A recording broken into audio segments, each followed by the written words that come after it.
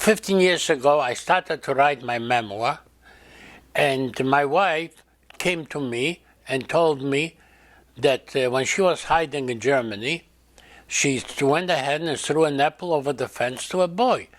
And I believed it was me. In my head, I believed it was me. I believed that my mother sent me the angel and it was me. And I still believe it's me. So you actually believed, because of your experience in the war, you actually believed what was happening was real. It was true. And that's reflective of your experience in the Holocaust. Yes, absolutely. Absolutely. I still believe it's me.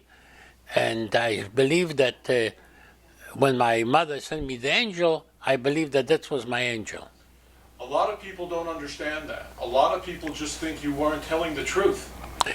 Well, I wasn't. I wasn't, because my belief was in me that I was telling the truth.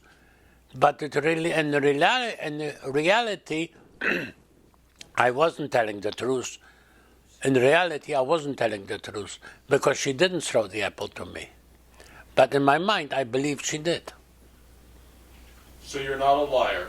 You're just somebody who lived through a terrible experience in the war and it affected the way you think. Yes, absolutely. Absolutely. I always wanted to think as positive instead of negative. What would you tell all those people who have said terrible things about you?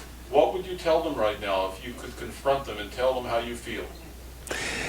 Well, I would tell them that they never lived through what I did.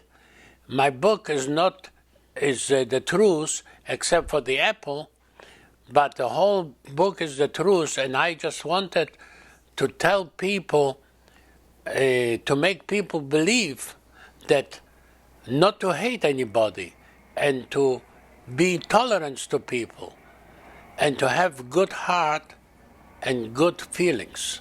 What would you tell Oprah Winfrey? I would tell Oprah Winfrey that it was not true, but in my mind it was all true. In my mind it was all true. And I wanted to convince the millions of people that are watching Oprah Winfrey show that what I meant by that is that to have the good feelings to people, not to hate, to tolerate people, because in this world the hatred is terrible and the bad feelings is terrible, to make the new generation to see that they should love, tolerate each other, and not to hate each other. Are you excited about the new book and the movie? Yes, I'm very excited about the new book and the movie.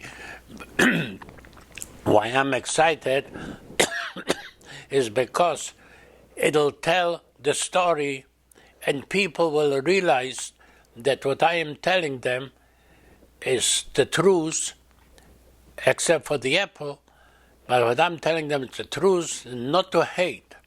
Not to hate, because hatred can bring people down.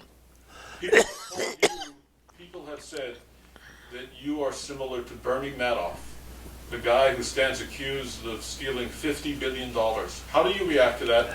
I'm not the Bernie Madoff. I didn't steal nothing from nobody. I didn't hurt nobody, and I refuse to hurt anybody. So they cannot blame me for stealing $50 million because I never did it. What would you tell the people in the Jewish community who have said very unkind things about you? Because they don't know what I went through. They don't know because they didn't read the book. All they heard is negativity. I got a lot of letters with negativity, and one letter I got was a Hakenkreuz on the letter drawn, and also he wrote, whoever it was, I don't know who it was, you mean but a swastika. And whoever wrote, he says, you should have been burned in the oven, just like the rest of us. How does that make you feel? It made me feel terrible. And a Jewish person can do that. That he wrote a swastika on the letter, and he tells me I should have been burned as the rest of them. So Because a Jewish person sent you a letter with a swastika saying that you should burn as a result of Right. the story. Right. And I didn't do no harm to anybody. In fact, I did good to people. I got a phone call about a week ago, 2 weeks ago, from a woman in Wisconsin. And she told me that she read my story on the internet. No, somebody sent her the story on the internet. And what she happened to her, that she lost her husband about 2-3 years ago. She went to a priest, and the priest didn't help her. She went to a psychiatrist, and the psychiatrist didn't help her. But when she read my story, everything became out of her. The negative feelings and everything came out of her. And that's what she told me, and she wanted to thank me for doing that. So you made a mistake, and you want America to give you a second chance. That's right. I made a mistake, and I want America to forgive me for that mistake. But I didn't mean no harm to anybody.